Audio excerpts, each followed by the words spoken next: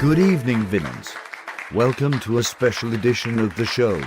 I cannot bloody believe it has now been a year since the show started.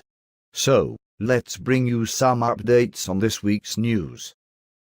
This week we are in the middle of League Brawls 3, the usual face-breaking of the hypocrite heroes, and all the fun of kicking 7 shades of shit out of fools.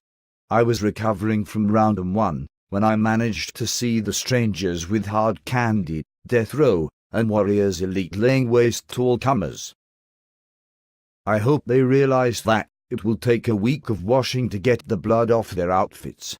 Nothing worse than blood stains. And dribble. It's a 50 versus 50 battle. I am not a fan of that format, but fuck it, a fight is a fight. And already my knuckles are slightly bruised. Nothing a pint in the tiki bar will not sort.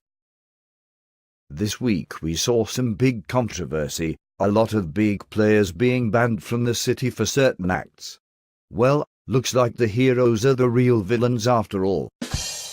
It also explains why the shuffle has been coughing up complete crap the last few months, but since they got the ban, things have improved. Makes robbing a bank in the city and running around naked that much easier without any cake morons in pursuit. Or is that just me? With the hoo-ha that has happened, and heroes being banned, it's a good time to be a villain. But the news seems to have gone pretty quiet outside of the Horseman and its allies. Talking of which, following last week's successful interview, I paid a visit to our friends the Warriors. Let it be known, do not drink the top shelf challenge. After a fucking shitload of booze with them, I ended up singing like a strangled cat after they held a karaoke night.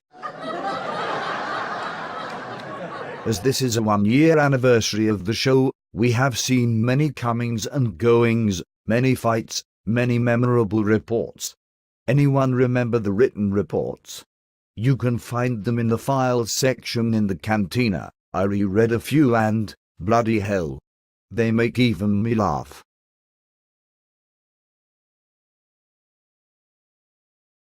Who cannot forget the epicness of Recycle's costumes? The artwork of the creative geniuses past and present? Or how about the projects, Martian the Time Killer and Voltaire, and June did it a while back? It's people like you that make this show more worthwhile, so a big soppy thank you from me. Let's see if we can get hold of our fearless leader, Darth Cerberus, and get a quick phone interview and his thoughts on the past year.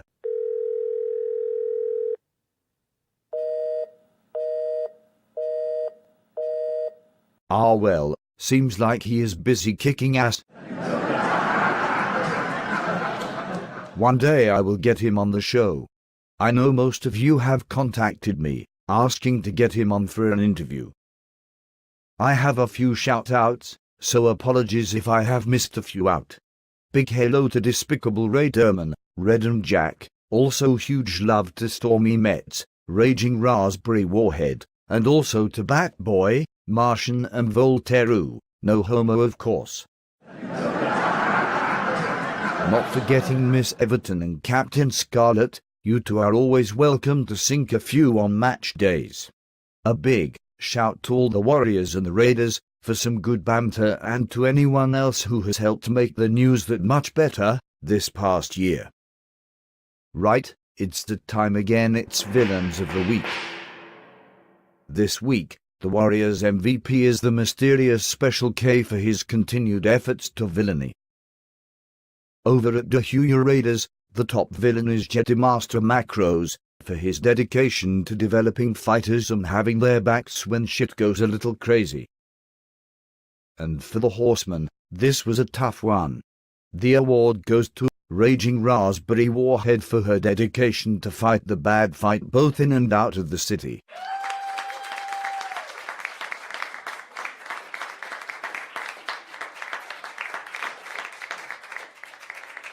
Well done to our villains. And finally, it leaves me to say thank you again to all of you for contributing to the news And here's to another year of this. From me, Shadow Fury, it's good fight, good night.